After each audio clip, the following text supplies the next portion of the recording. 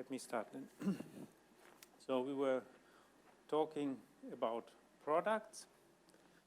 In particular, we wanted to do products of projective varieties, and for this we had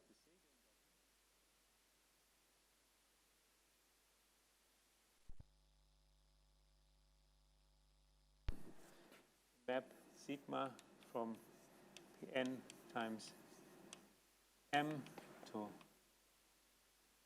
n. N is equal to plus 1 times m plus 1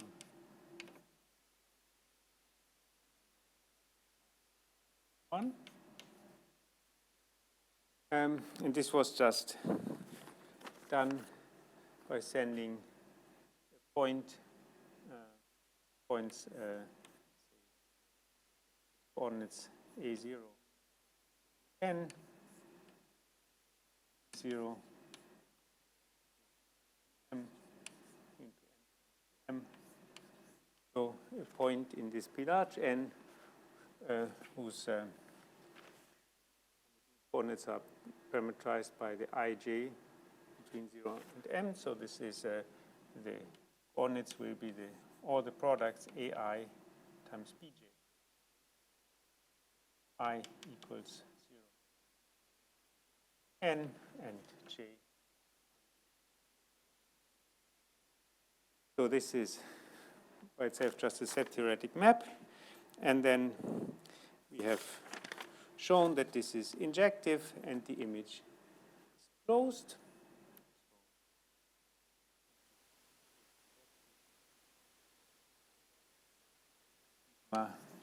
Which is image of Pn times Pm under this map, closed.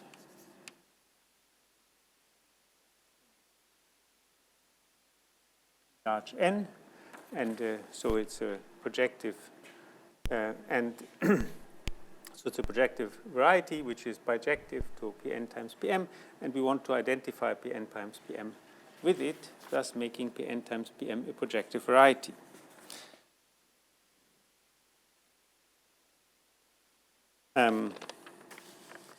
We also,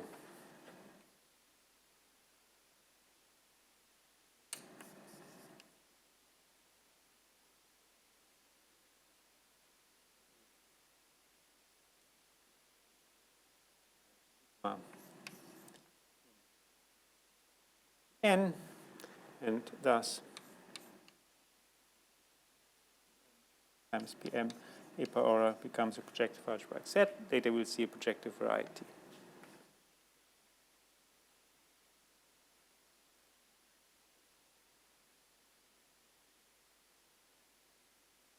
And we had also seen that with this identification we have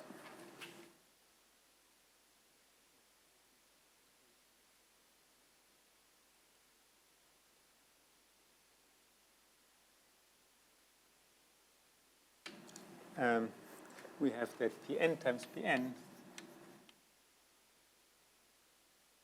covered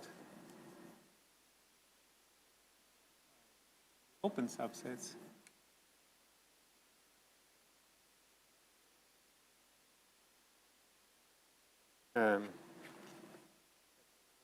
I times j, where I is the set of all points in n.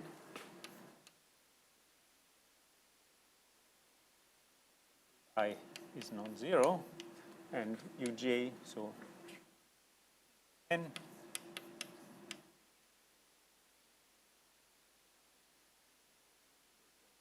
corresponding fine open subset, and in some sense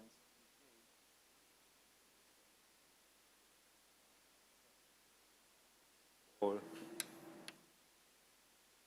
0 to m such that bj is different. And so it's covered by these subsets. They are open. We by identify Pn times Pn with the sigma, they are open subsets of sigma, as we had seen. And furthermore, we have that if we take, how should I put it, and we have isomorphisms.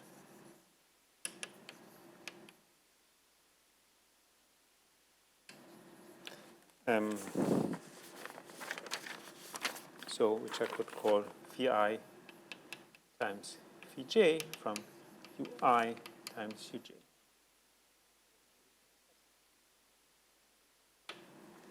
Okay. So the point here is that so obviously in some sense, Pn has this open subset, Pm has this open subset. But now I'm saying the structure that we have given here to Pn times Pm by identifying it with the subset sigma is so that Ui times Uj becomes an open subset of Pn times Pm, and this map is an isomorphism. Inverse is the usual Ui times Uj. Small Ui times Uj from a n plus m to. These are the usual maps that we had. Here, well, anyway, I don't think I will repeat that. So now the next step is we want to understand what is the topology, the Zariski topology on Pn times Pm. So it's here, sigma, so we have identified Pn times Pm with sigma, which is a closed subset of P large n. So it carries the induced topology from Pn. So, and we get, and this is the topology which we give to Pn times Pm. So we say, so down, sigma n, so the Zariski topology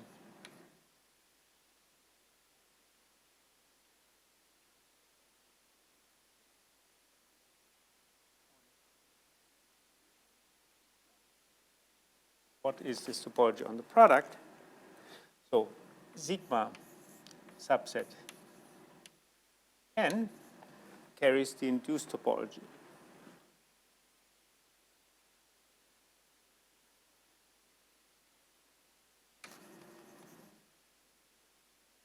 So a subset of sigma is closed if and only if it's the intersection of a closed subset of Pn with sigma. And now we want to describe this as a topology on Pn times Pn.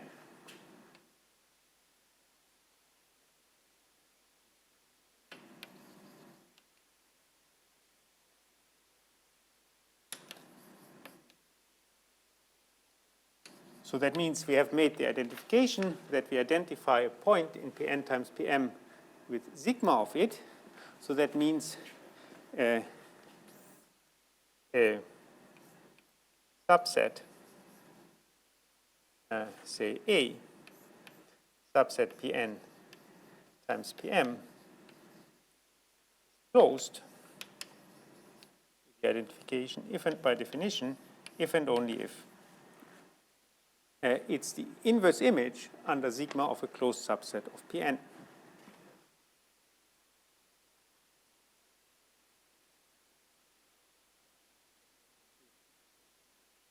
W in with W in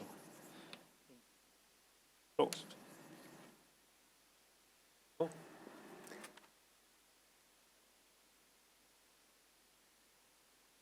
Okay. So now we want to see how one describes this. And so I have the following lemma.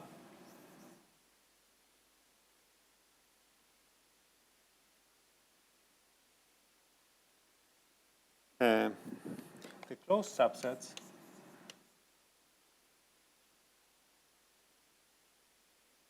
of Pn times Pm are precisely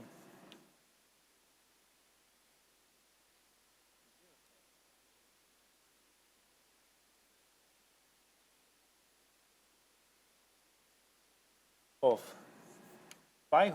of sets bihomogeneous polynomials.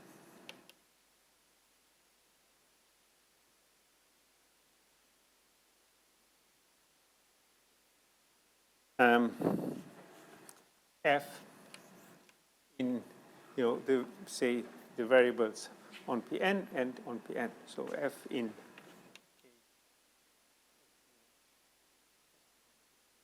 y0, ym. What does bihomogeneous mean? It means it's if I keep the y variables constant, it's homogeneous in the x variables.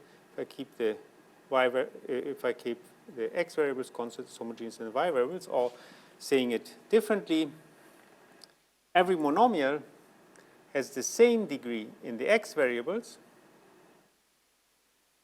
and also every monomial has the same degree in the y variables. So for instance, if I take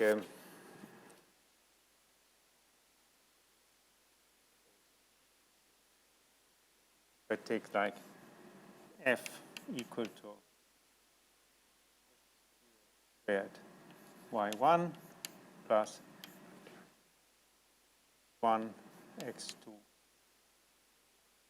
y3, whatever in y0.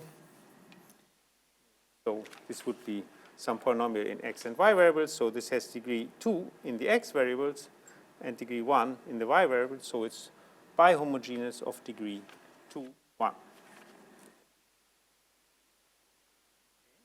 So these are bihomogeneous, but not necessarily of the same degree. So here the degree in x is 2 and the degree in y is 1.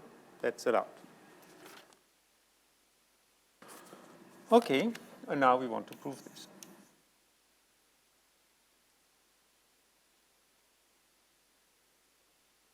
So I've just told you what it means for a subset of Pn times Pm being closed.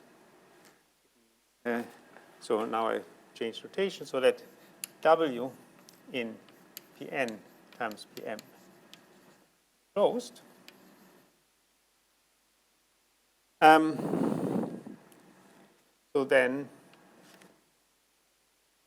So that means that W is the inverse image under sigma of A, where A is a closed subset of Pn.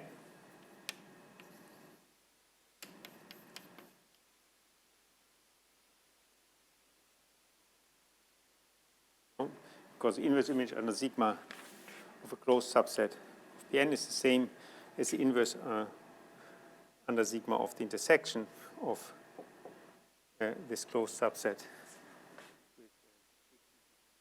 because the image is sigma. Okay. So now A being closed, it means it's a zero set of a homogeneous polynomial in the variables on P large n. Thus A, you can write A as a zero set of some polynomials, say f1 of Zij, where this it's always that I goes from 0 to n and j goes from 0 to m. These are the variables on P large n. And so on. You can find many polynomials. This, if I just write Zij like that, it stands for all these many variables. So I could write it as a zero set like that, where the fi are homogeneous in the Zij.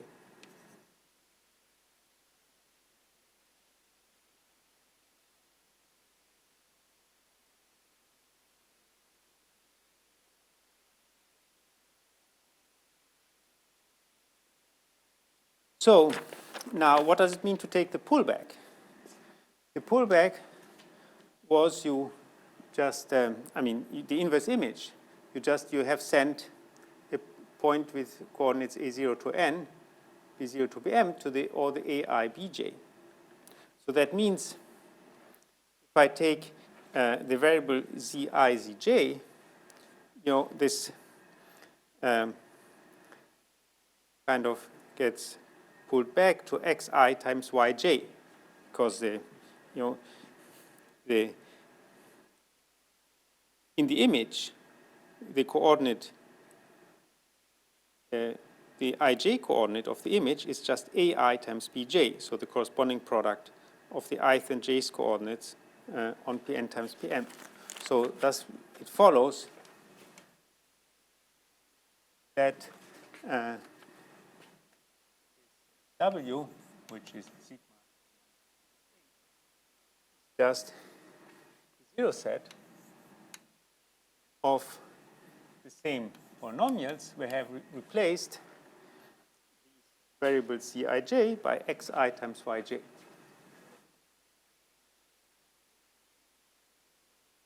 Again, I goes from 0 to n.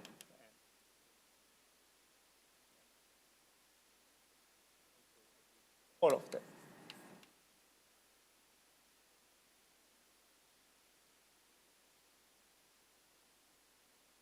Okay. Now, you can see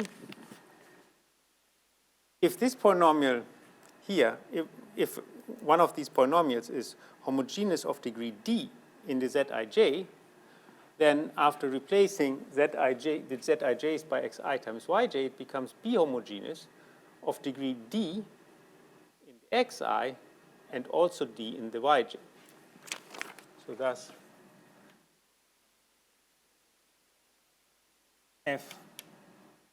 fi of xi times yj are b-homogeneous,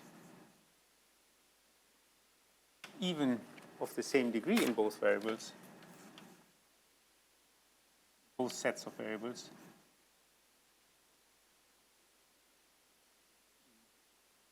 xi and the yj. And so we have shown one direction. The closed subset of Pn times Pm is always the zero set of a bihomogeneous polynomial. Now we have to show the other way around, that if we have a zero set of a set of bihomogeneous polynomials, if you have a zero set of a set of bihomogeneous polynomials, we want to see that it's closed, that is, the inverse image under sigma of a closed set. N, large P, large N. So conversely,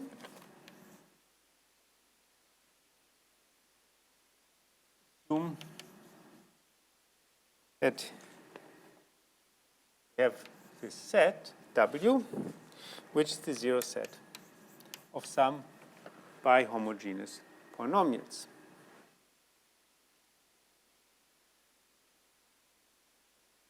Again, this stands for all the variables.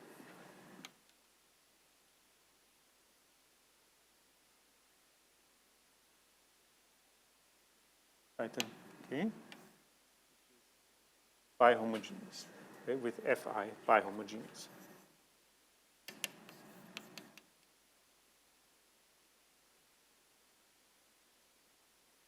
So that means every polynomial has some degree in the x variables and some possibly different degree in the y variables. Now, we would like them to have the same degree in both sets of variables. And that's easy to achieve by replacing these polynomials by other ones. So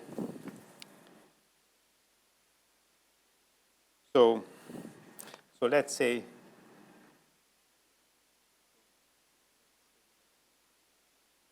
Fi has degree S in the x variables and T in the y variables.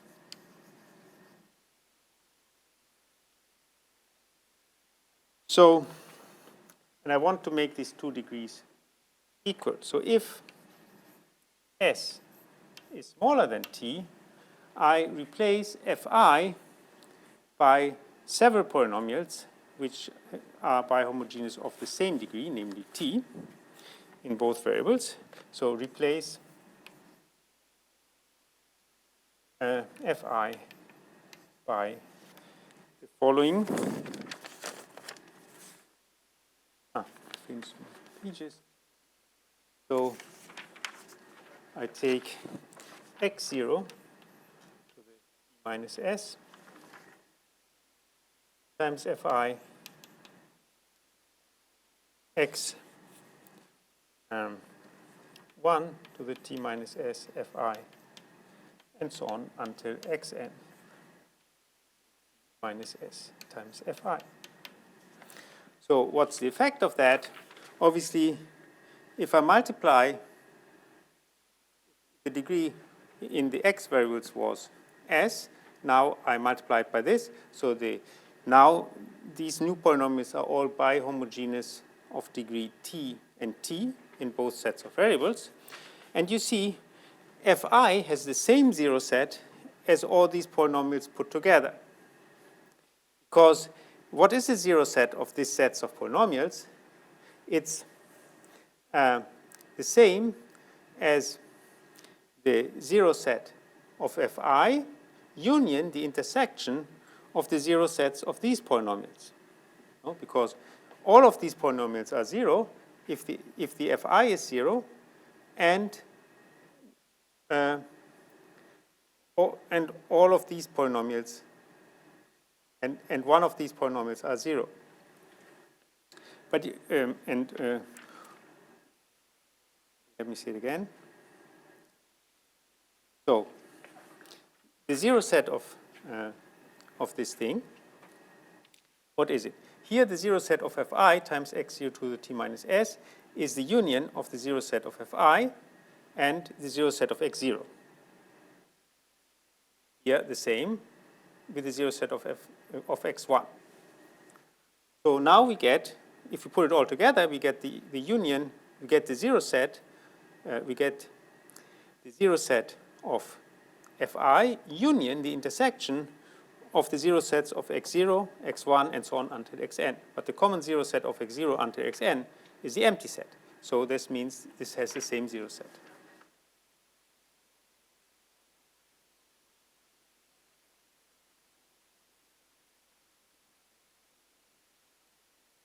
Obviously, analogously, if and similarly,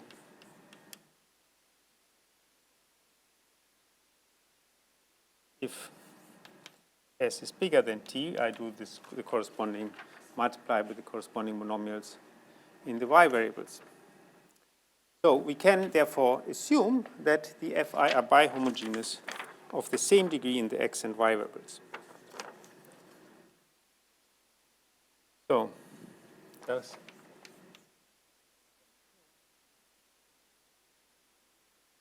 all Fi are bihomogeneous of the same degree x and y variables. Think about this for a moment. If you have a polynomial, all the monomials have the same degree in the x variables and in the y variables. Then you can also you can always find a way to replace, to write it as a polynomial in products xi times yj.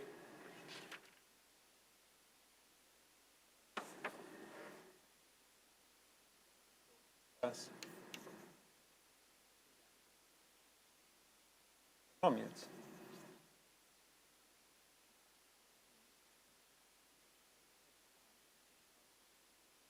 Now, if you have polynomial whatever, x0 to the 3, x1, x2, y0, y2,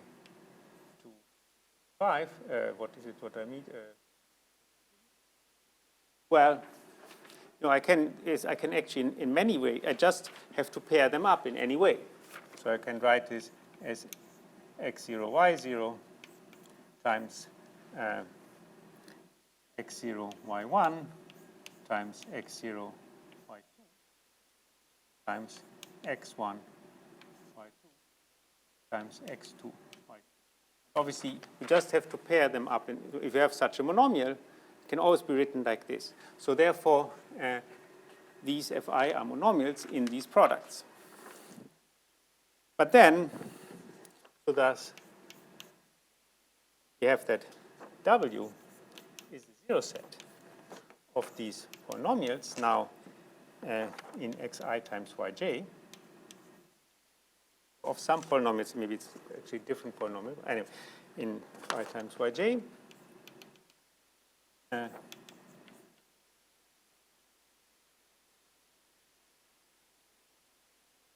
But now we can go back. So if we apply sigma, sigma is the map which sends ai bj to ai times bj. So that means this is just the inverse image of the zero set of zij, of the corresponding zij. So this is sigma to the minus 1 of the zero set of f1 of zij.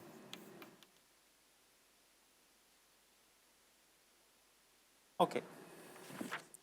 So this is quite, anyway, so it's just one has to remember the carefully. There's this little trick, but it's not a big thing. So just, so if x and y are projective varieties,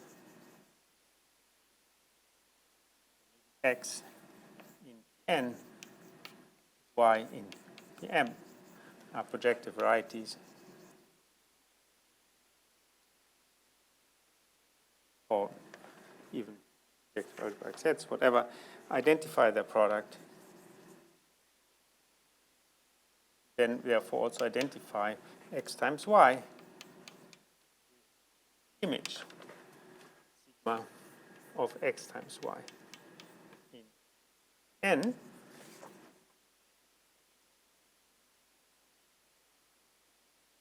And we say, and the identification also means we say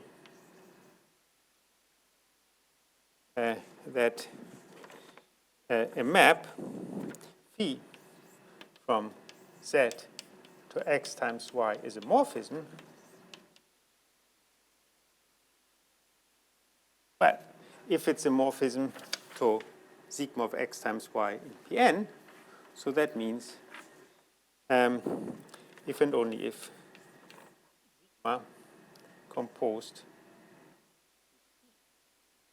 from Z to the image, and this is just of x times y, morphism.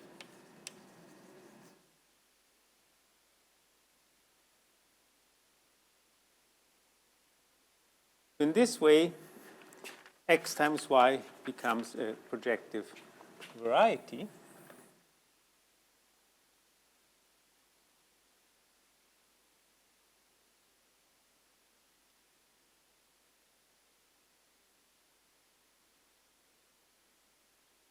Namely, for instance, we can see x times y is closed. So if x is a zero set of some polynomials, f1 to L, with the fi polynomials in N, and y is a zero set of some polynomials in the y variables, j polynomials in the y variables, y0 to ym, then x times y will just be the zero set in Pn times Pm of all these polynomials. So this is just the zero set of f1 to fl, g1 to s in Pn times Pm. And this is a closed subset because it's a zero set of B homogeneous polynomials. the Fi depend only on x, so they are homogeneous of some degree di and 0 in the y variables. And the Gj depend only on the y variables. They are B homogeneous of degree 0 and then di in the y variables. With I bihomogeneous of degree whatever di comma 0 and Gj bihomogeneous of degree whatever Ej, whatever the degree of polynomials was. So thus x times y is closed.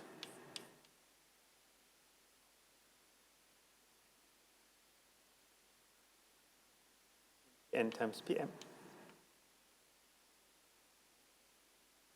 And it's also a variety that is irreducible if x and y are irreducible, as I assumed there, because I can use the lemma from the previous time.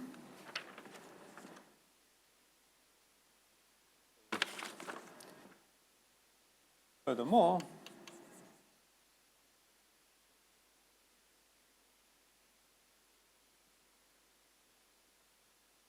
so if I take Q, a point in PM, yeah, so I can give it coordinates, say, B0 to PM, point in.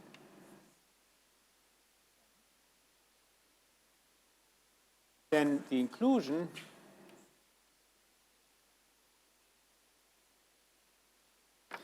IQ from x, so not in PM, in x, in y, x times y extends a point P.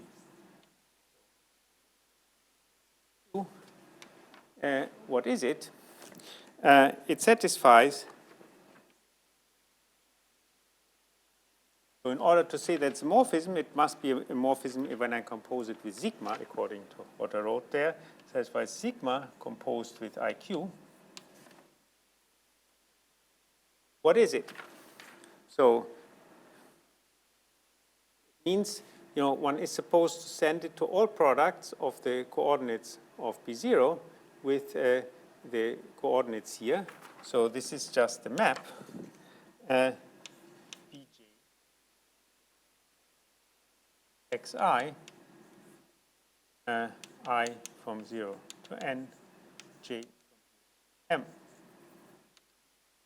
No, because the image point is just the point which has, if I put here, if I take the point P with coordinates A0 to AN, then P is sent to all products of the coordinates AI with Bj. And so this is what it is. And so you can see that these coordinates are given by regular functions with no, and so this is a morphism.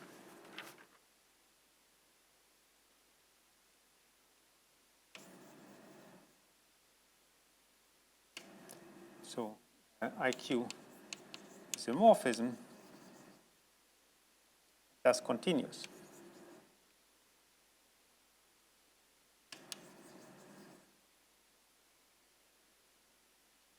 In the same way, obviously, if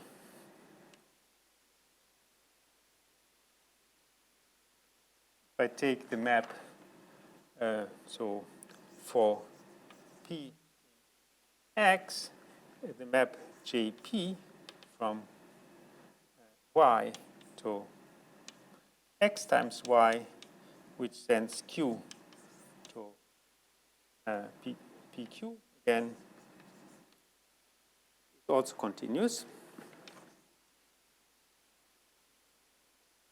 If you remember this lemma that we had, this is the condition that the product of two irreducibles is irreducible, that these two inclusions have to be continuous for all points P in X and Q in Y.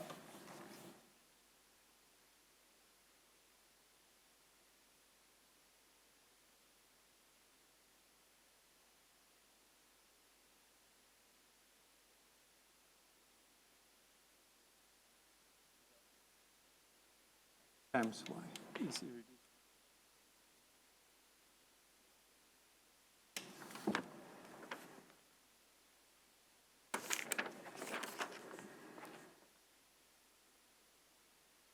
So now, as in the affine case, we want to prove the universe property, which tells us precisely what the morphisms to the product of two projective varieties is.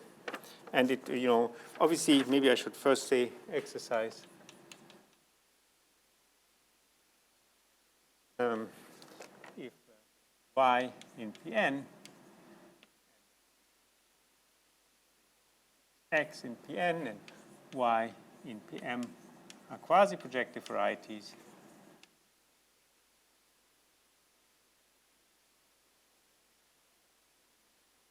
then X times Y is also quasi-projective. So you can just see that it will be an open subset of the corresponding product of the closures.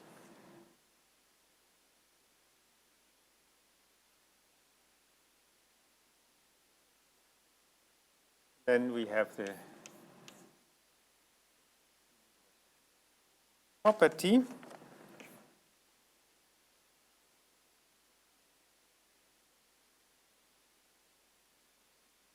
So I take two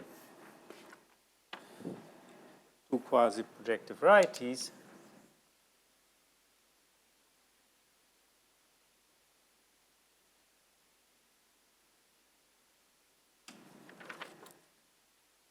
And the first statement is as before, the two projections to the two factors is a morphism.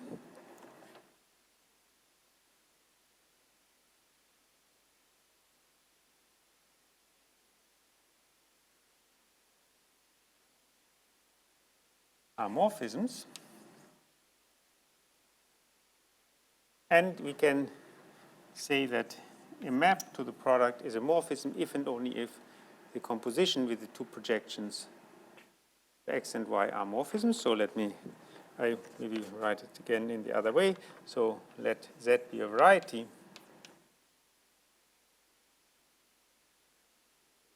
Which always mean quasi-projective variety. So the morphisms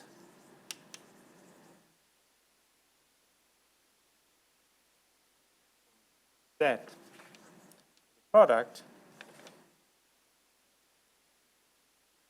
are precisely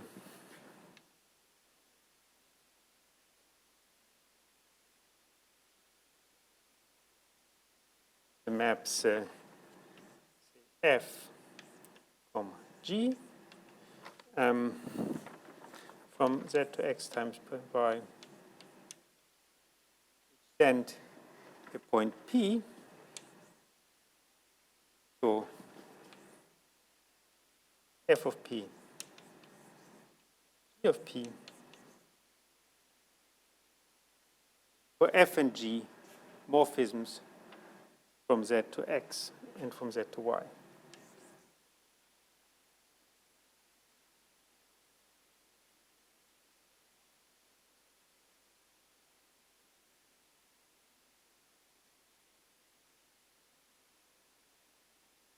In other words, to give a morphism from any variety to the product X times Y is the same as giving one morphism to X and one morphism to Y.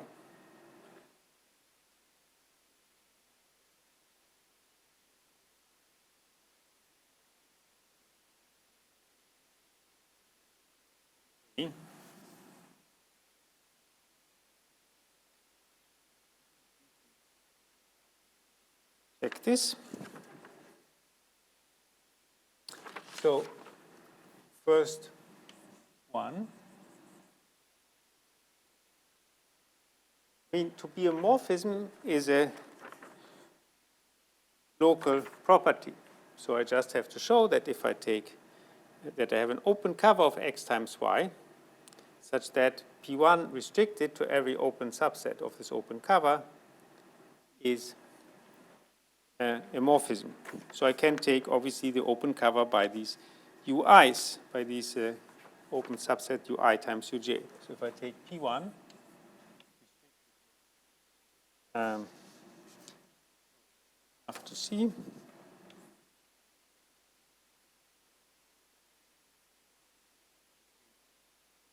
One restricted to X times Y intersected UI times A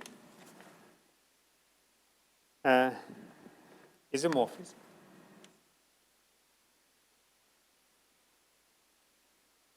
But what is this morphism? What is this map? Just the first projection. So from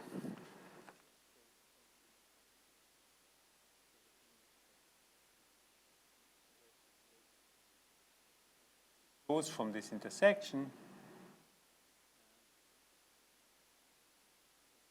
is to X intersection I is a morphism. We know that UI is UI times UJ is isomorphic to N times AM, and this is isomorphic to N. And and here we just have the first projection from AN times M to AN. So just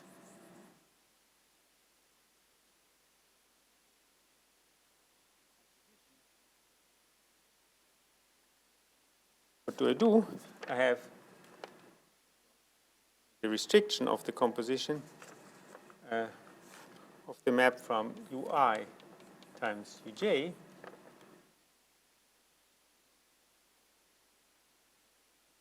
isomorphic to AN plus M. Now we take the first projection to AN, and now this is isomorphic to Y.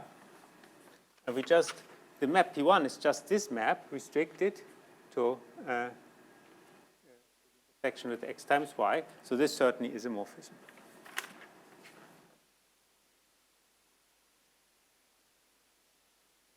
Obviously, the same works for P2. And also, the second statement, well, first there's the trivial direction. So if H is a morphism to X times Y,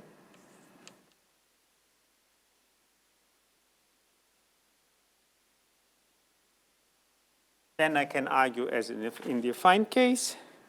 Then we put F equal to 1 composed with H from Z to X, and G equal to 2 composed with H from Z to Y. And as in the affine case, we get that H is equal to F comma G. Okay, so if we have a morphism to the product, then we get these two morphisms to the factors just by composing with their projections. So now we have to show the other direction. If we have a map given like that by a pair of morphisms to X and to Y, this indeed defines to us a morphism. So conversely,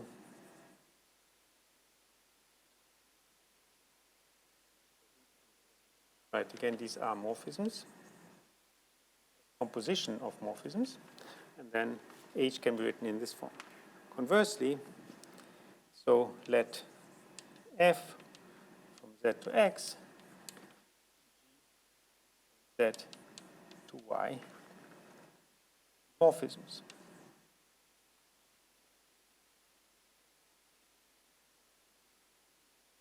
We have to show that the map,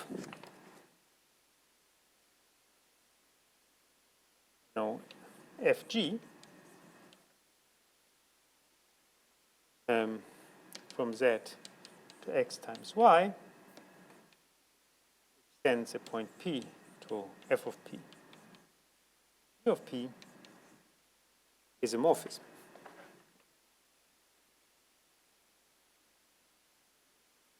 We have shown this before in the affine case, and we reduce ourselves to that.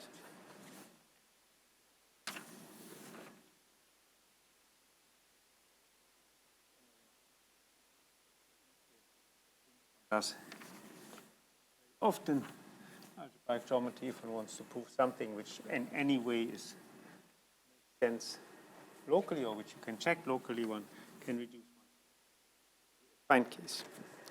Check it there. So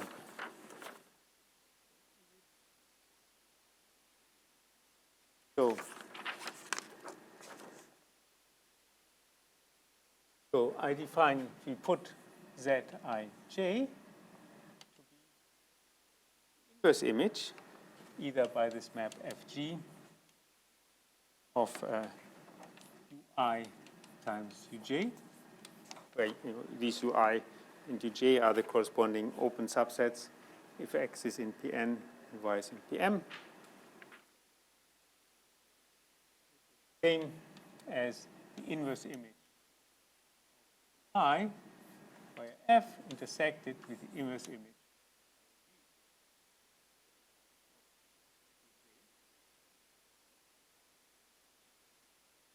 So this is an open subset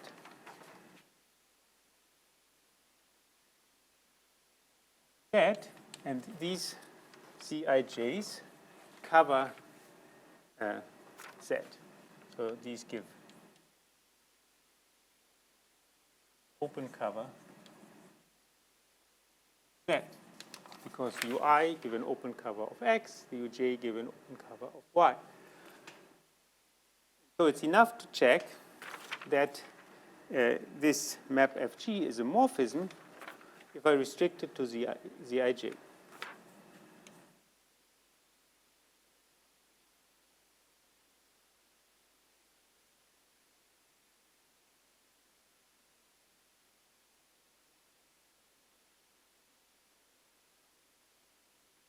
So X times Y. Morphism.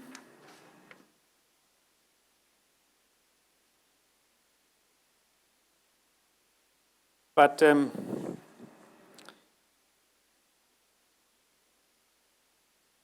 note,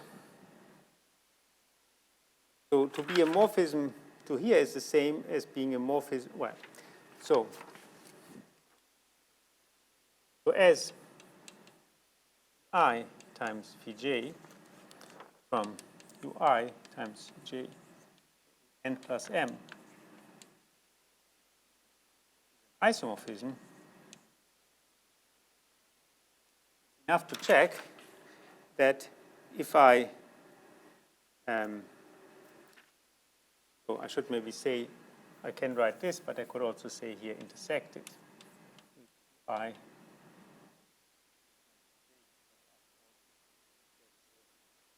inverse image. So, as this is an isomorphism, to be a morphism, that this map is a morphism is equivalent that the composition of this with the map to An plus m is a morphism. So it's enough to show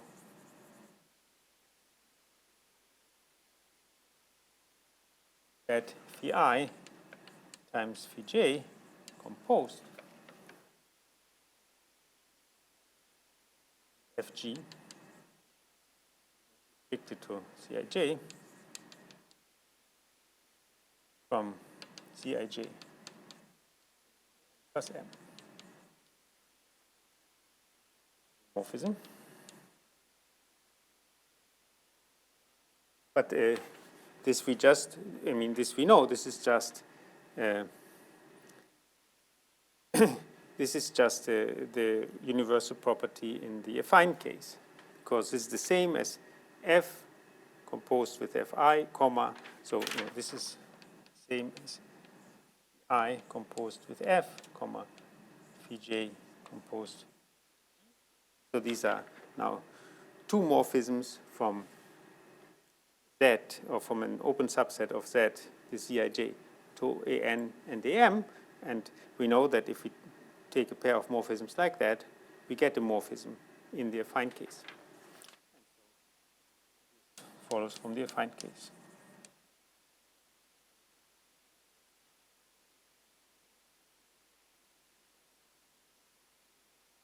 That we proved before.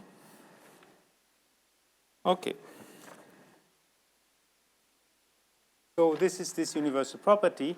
So now, in some sense, most of the time in the future, when we study morphisms of these products, we will essentially only use the universal property. One doesn't need really to remember so much anymore that we have identified X with this subset of P large, X times Y with this subset of this large projective space, but we mostly use this universal property, because this tells us precisely what the morphisms of the product are. And so, but first let me give one example how one such product explicitly looks like in bigger projective space.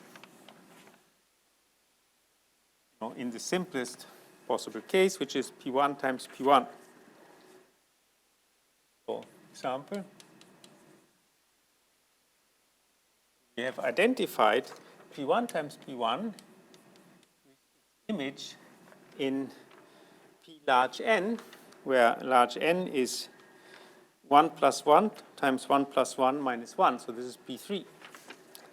And in fact, in the coordinates there, this is, I claim, this is the zero set of Z0, Z11 minus Z01, Z10. If you remember, we had these, we had described this, strictly speaking, obviously, what one means by this. We had described, we had proven that the image under the Frege embedding of the product is given by such equations. There will be actually, there was the formula was on the blackboard. If you look at it, there are more equations. This is only one of them. But all the other ones, if you write them out, just say something like 0 is equal to 0. So this is the only equation that survives.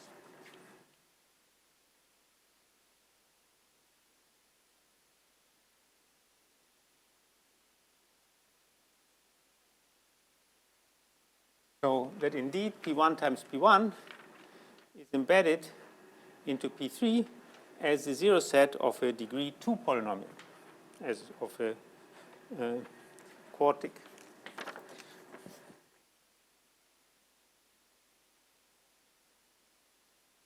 And one can, maybe as an exercise, you could show that, that's quite easy, that if you take the image of, so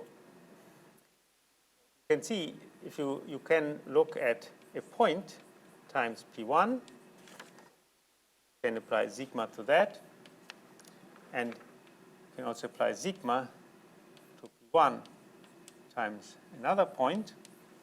And I claim that the image of this is always a line in this projective space. So it's a linear, is a R lines.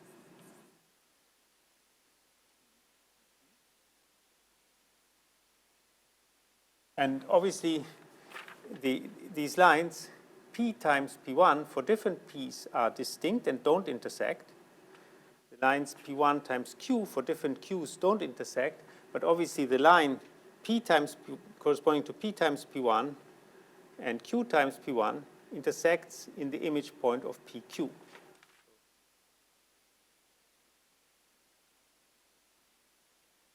Sigma of P1 times P1 intersected sigma of times P1. Always empty for from P2. Or maybe I shouldn't call them P1 and P2 all the time. So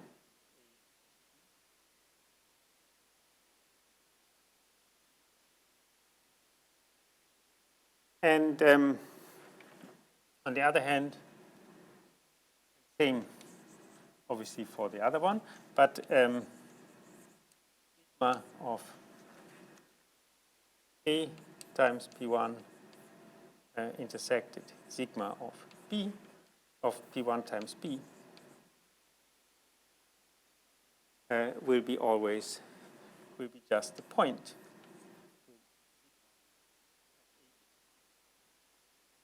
I mean, that just corresponds obviously to the fact that P1 times P1 somehow looks like this. So here you have whatever, you can vary both factors. So this would be A times P1, and this is P1 times B. Yeah, but for different ones, they won't intersect. And now it's embedded in such a way into P3 that this incidence, that these are still lines which have the same kind of intersections. So I think there's a drawing in the notes which I don't think I can do by hand. So it's a surface which is covered, surface in P3 which is covered by lines, so that through every point there pass on the surface 2 lines pass. Okay, so now let's instead do a few applications of this universal property.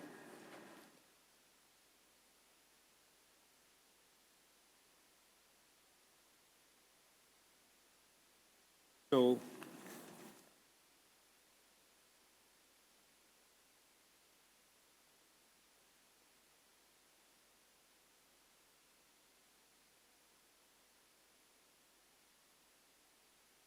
now we have done these things in the affine case and in the projective case. So now we just can apply it for the universal property both in the affine and the projective case. We just assume that x and y are varieties. So a simple example is, so if x and y are, so f from x to y and g from z to w be morphisms, then what I could write as f times g x times z y times w is also a morphism.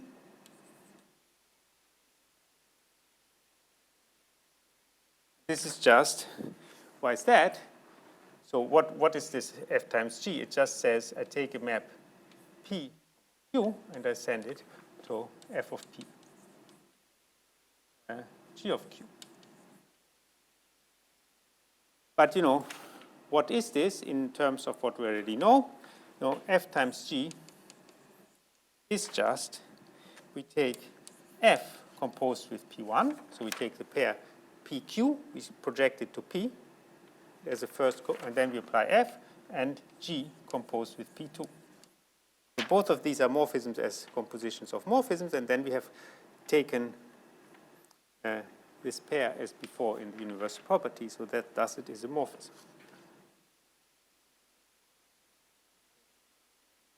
Morphism, and in particular, as one would certainly hope, if x is isomorphic to y and z is isomorphic to w, then it follows that x times z is isomorphic to y times W. Okay, it would be also very bad if it wasn't. So this is just the simplest. Now, another, so we want to use some other property. Now we want to use a little bit these products to study morphisms. So the first thing that we have is that the diagonal in x times x is closed. So if x is any variety, the diagonal in x times x is closed. Now, this is, in some sense, a quite important property because it's the analog of the Hausdorff property. So if you have some nice topological space like a manifold or whatever, or if you just say you take the product x times y and give it the product topology, then the diagonal will be closed if and only if the topological space was Hausdorff. Now here we don't have the product topology, but the fact that the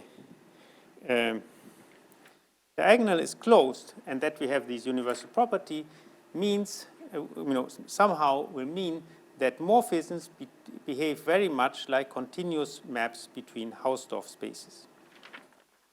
And so, therefore, it's useful. It's a very simple fact that X be a variety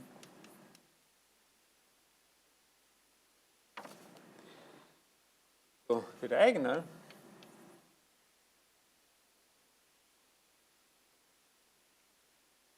is just in x is delta x, right, better,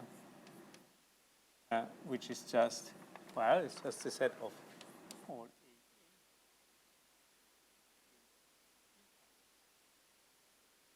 a subset in x.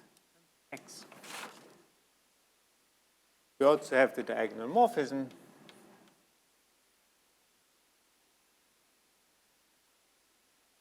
Once we know that the diagonal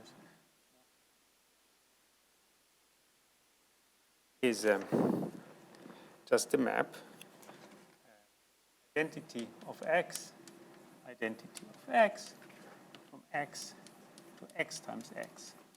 That means it sends the point P to PP with image delta x.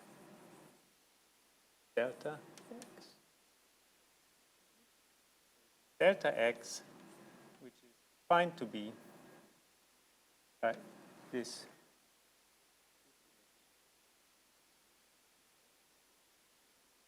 large delta x. Okay, so this is diagonal. Now the lemma is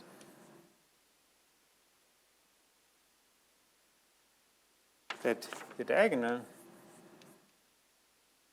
times x is closed. Well, and in addition, also that delta x from x to delta x is an isomorphism, as one would expect, no? Because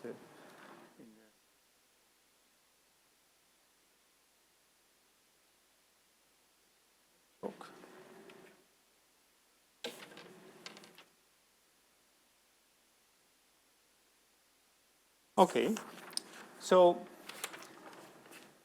where x is just any variety. No? If x is a variety, it is either a subvariety of a fine space or in projective space.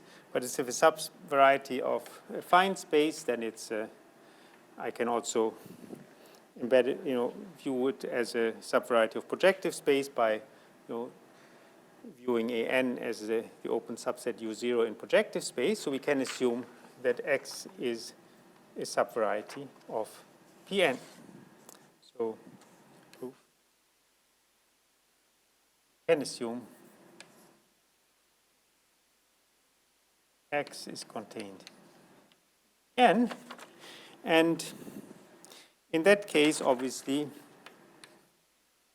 if I take the diagonal in X, nothing else than X times X intersected the diagonal in Pn.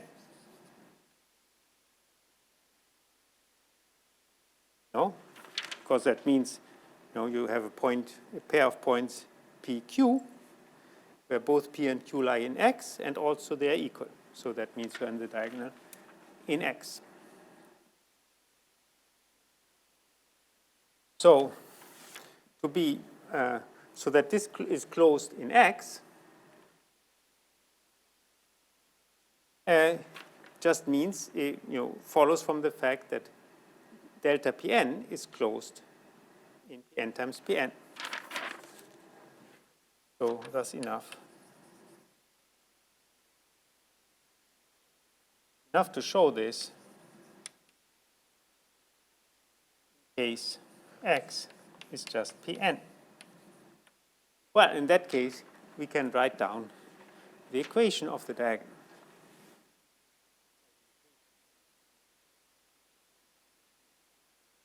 In the defined case, it would even be much simpler, but we need, once we do it in the projective case, obviously, we know it all for everything. And so we do it in that. So I claim then diagonal in Pn is the zero set of the following equation. Xi yj. So maybe I should say that we have Pn prime times Pn. So we have 0 to xn, the coordinates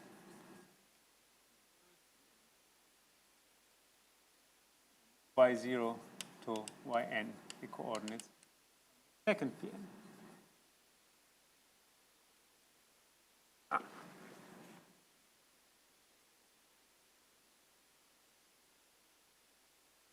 So xi yj minus xj I, where I goes from 0. Both I and j goes from 0 to n.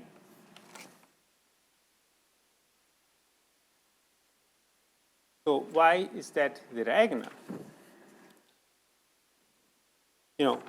We have that A0, we have two vectors, A0 to AN,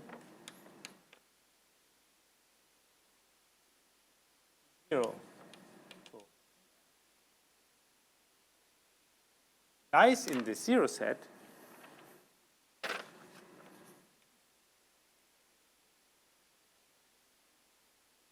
Well, if all AI bj minus bj AI are 0, so that means if all 2 by 2 minus of the matrix A0 n B0 M vanish. As I already know that A0 to AN and B0 to BM are non-zero vectors, this is equivalent to saying that the rank of this matrix is 1, which is the same as saying that the one-dimensional subvector space E0 to N is equal to the one-dimensional subvector space here, so that these two are proportional. So this is equivalent to A0 to N.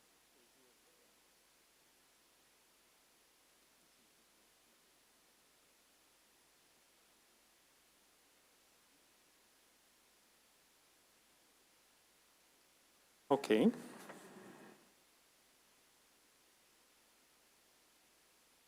And obviously, that this small delta x is an isomorphism is kind of trivial because I can immediately say what the inverse is.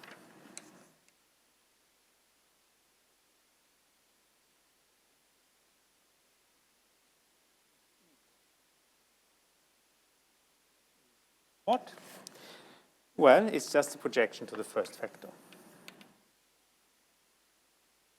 Or to the second, whatever you want, because you can clearly see that if I compose this diagonal map sending P to PP, projection to the first vector, it sends it back to P. That's the identity. You can also see it's very easily the identity if you compose the other way around.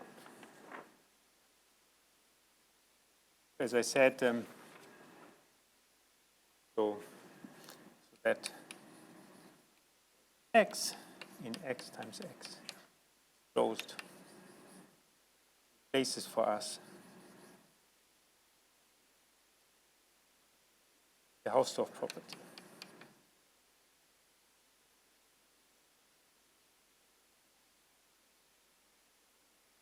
No, algebraic varieties, if they are not points, are never Hausdorff, but we have some properties. Some things behave as if they were Hausdorff because of this diagonal being closed.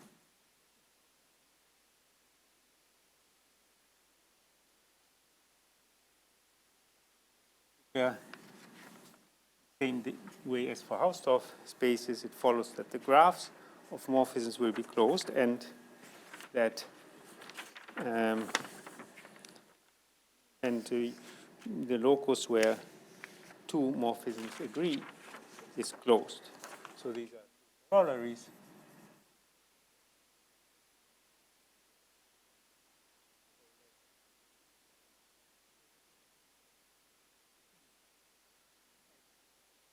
Y and C Y dimorphisms.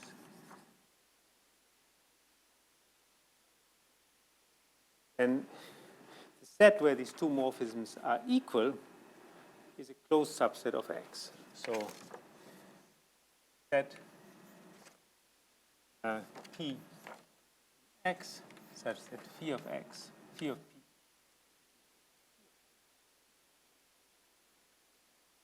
is closed in X.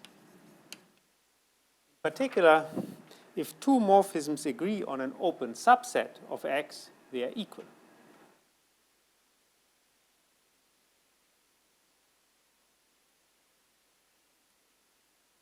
If two morphisms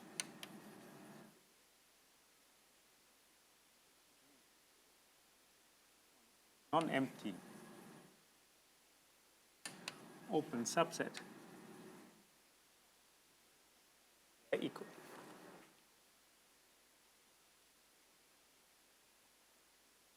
That in algebraic geometry, morphisms are very rigid. You cannot.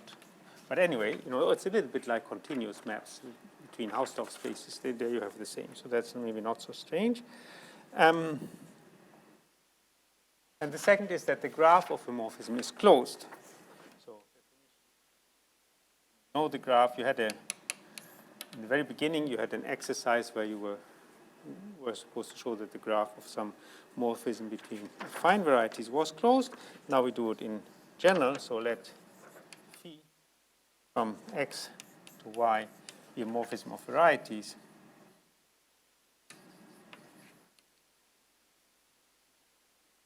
Then put so that the graph of phi just gamma phi, which is the set of all points P of P with P and X, subset of X times Y, and the claim it's a closed subset. Corollary.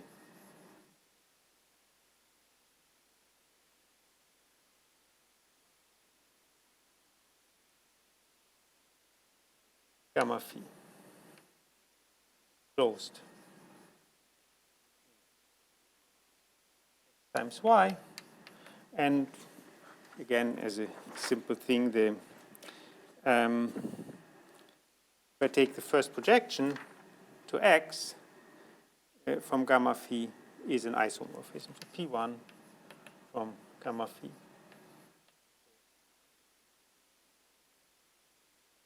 X is an isomorphism.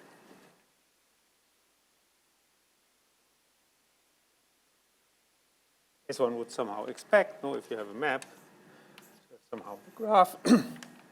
There's at least the projection will be bijective, and I claim it's an isomorphism.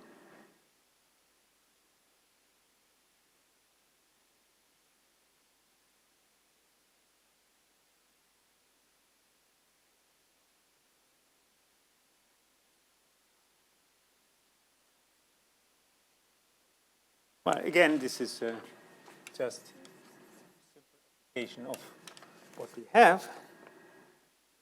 So, what is the graph? I claim if we take the diagonal in Y times the identity on Y minus 1 of this,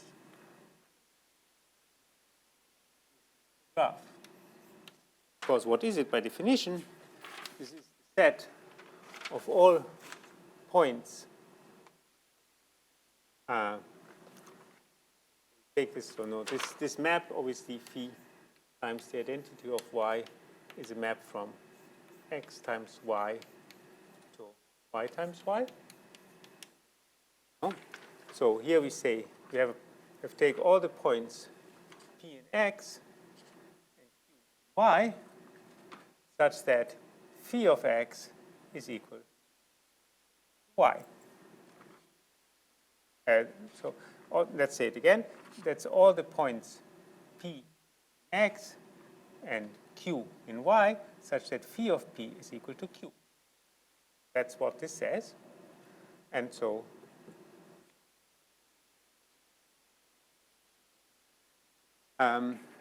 this is the graph. And obviously, so we also have that P1 from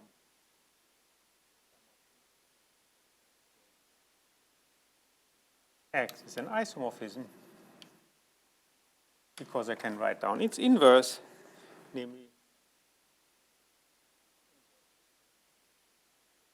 is the identity of X.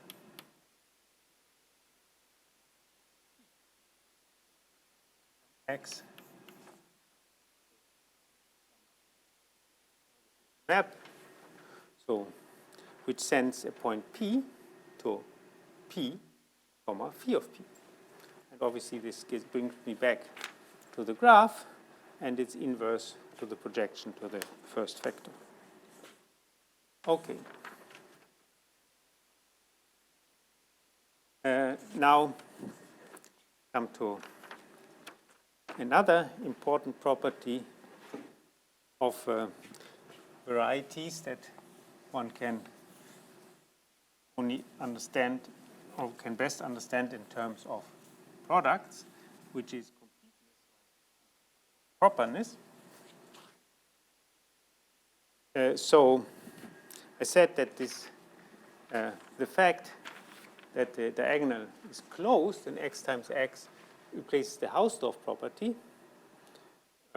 Sometimes one says that this means that all varieties are separated, so that the diagonal is closed and X times X, one says X is separated. Here we have the completeness. So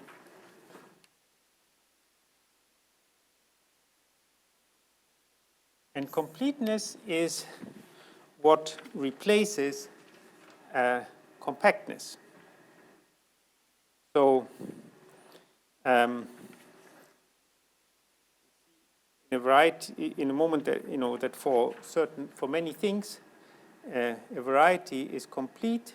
If a variety is complete, it behaves in many ways as if it was a compact, topological space. So in particular, if you have a morphism from a complete variety to any other variety, it's a closed morphism in the same way that a morphism from a compact topological space to any other, or say to a Hausdorff topological space, is a closed morphism. So the image of any closed subset is closed. So that's also almost the definition. So, and what we will want to see, I haven't yet defined completeness, what we will want to see is that projective varieties are complete are always complete, and affine varieties are never complete, except when they are points. So that means there's a huge difference in how they behave between affine and projective varieties. In some sense, if you would say compact instead of complete, you would say that affine varieties are never compact unless they are points, and projective varieties are always compact. That's also part of the point, is that if one makes the projective closure of an affine variety, one can view this as some kind of compactification. So now let me at least write this down. So every morphism phi from x to y from starting from a projective variety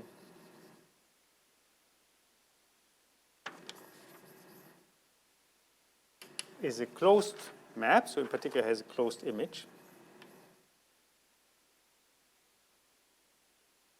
This follows from, this is because projective varieties are complete.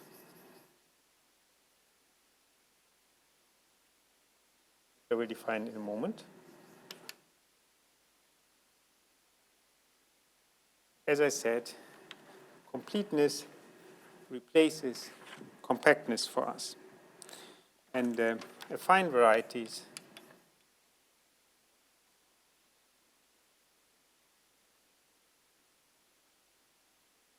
except points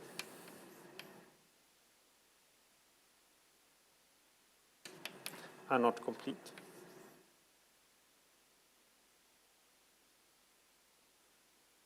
So what's now the definition of complete?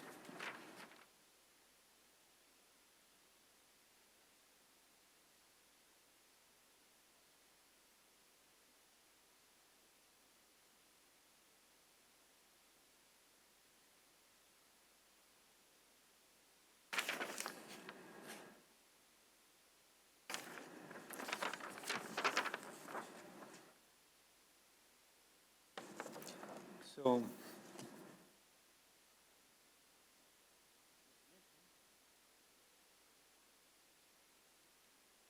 first, just I remind you, a map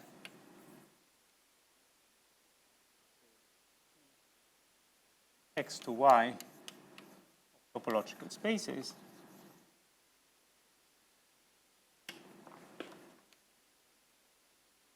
called closed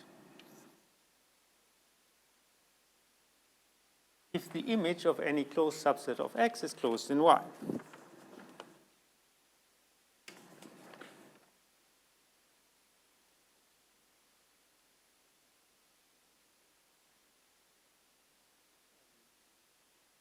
Closed subset.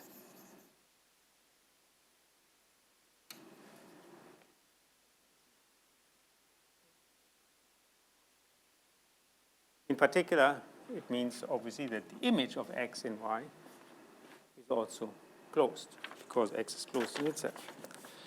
So now a variety X is called complete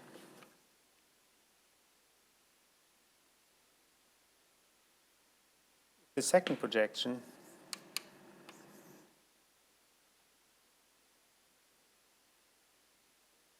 from X times Y to Y is a closed map for any variety Y.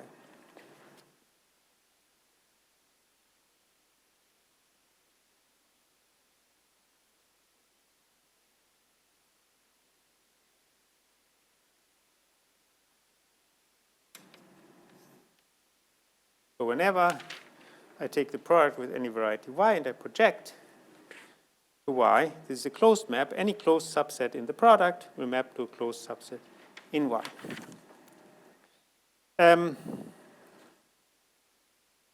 So let's look at an example of a variety which is not complete. So A1 is not complete.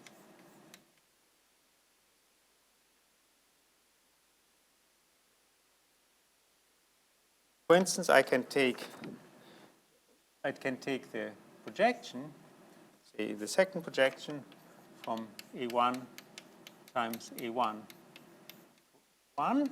I claim it's not closed. I can find a closed subset which is not mapped to a closed subset.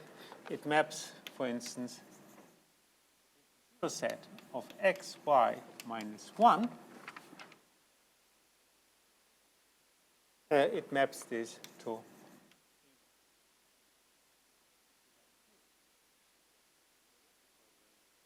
if you make the picture,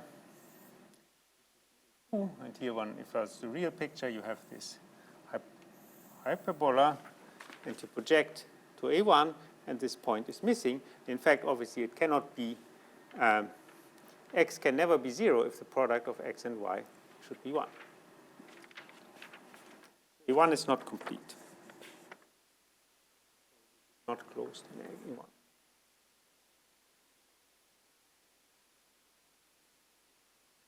Okay, so we now the aim will be to show theorem every projective variety is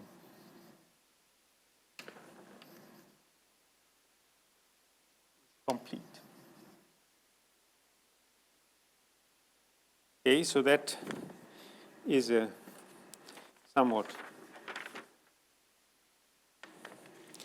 a little bit, it will take some preparation, and so I cannot do that now. Maybe I can give a couple of corollaries. This we'll prove next time, but let's give a couple of corollaries. So, for instance, corollary.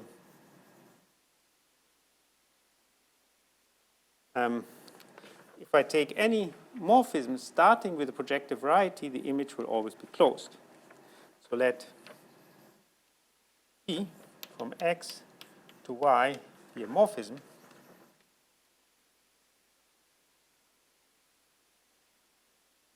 With x projective.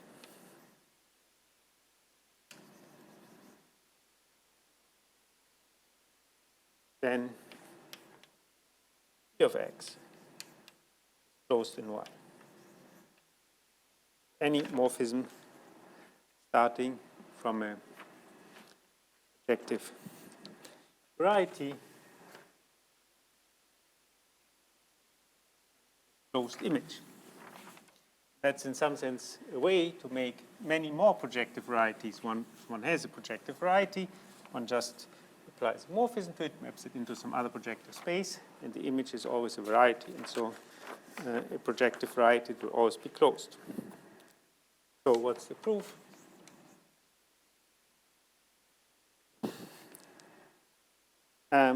Well, what is it? Phi of x, image, is just the second projection of the graph of phi. No?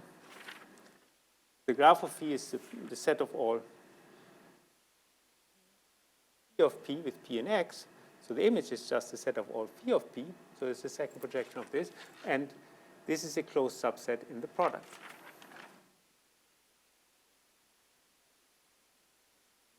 Graph.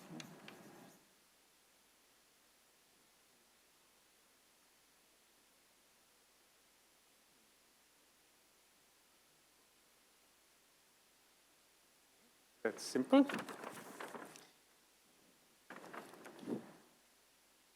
Maybe I can give you one more corollary. It says that there's a huge difference between affine and projective varieties. So really, affine and projective varieties are somehow disjoint worlds. Namely, so the first corollary is, so the first statement is that if I have a regular function, so a function which is everywhere regular on a projective variety, then it's constant.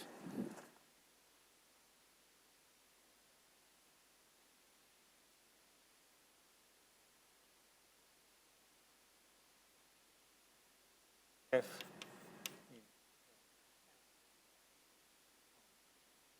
variety constant. And the second statement is, if you have a morphism from an affine variety, from a projective variety to an affine variety, it has to map the whole of the projective variety to a point.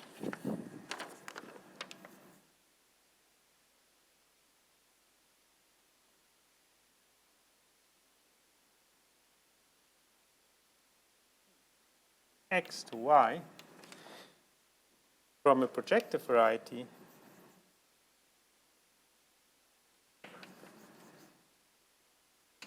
to an affine variety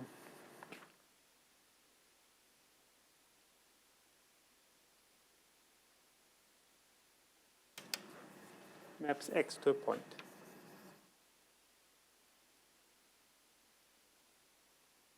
In particular, unless X itself is a point, it can never, can never be isomorphic to an affine variety.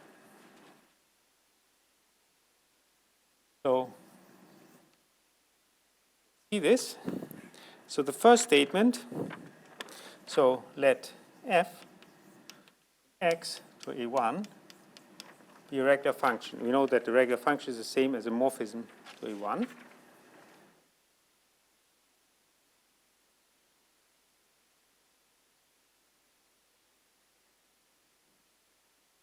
So now this is a morphism, so its image is closed. Thus, f of x is closed in A1. So it's an irreducible closed subset of A1, so thus f of x is a point, or f of x is equal to A1, which we want to exclude. But we can also, A1 is contained in P1. So we can also view f as a map from x to P1.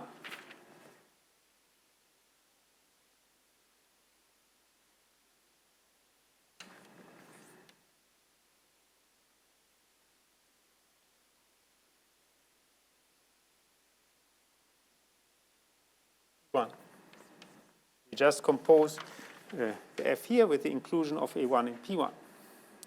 So then the image still has to be closed. But A1 is not closed in P1, so it follows that, so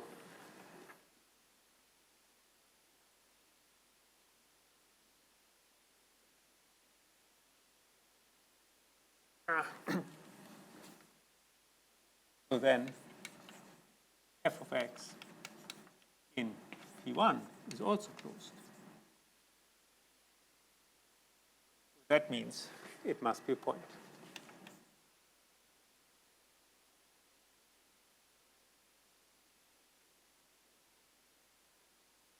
Okay, and the second follows immediately from this.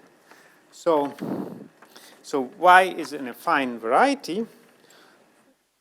So in the second statement, we have phi from x to y, where y is an affine variety. So we can assume that y is the subvariety of an.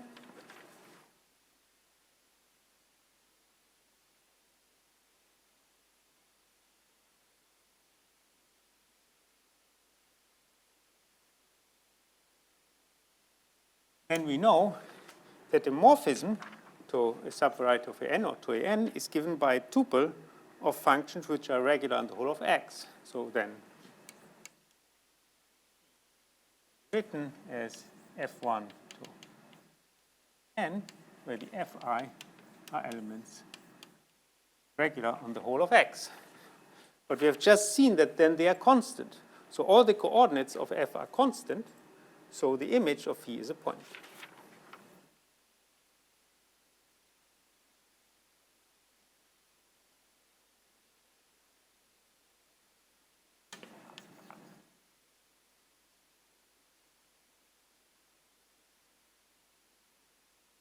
Okay, maybe I will stop here. So, yeah, any questions? Otherwise, I afternoon and on a good evening and Thank you. weekend, except for those who tomorrow, except for those who I see tomorrow for the exam in topology, together with Zimmermann also here. Okay, have a nice evening. Thank you. You too.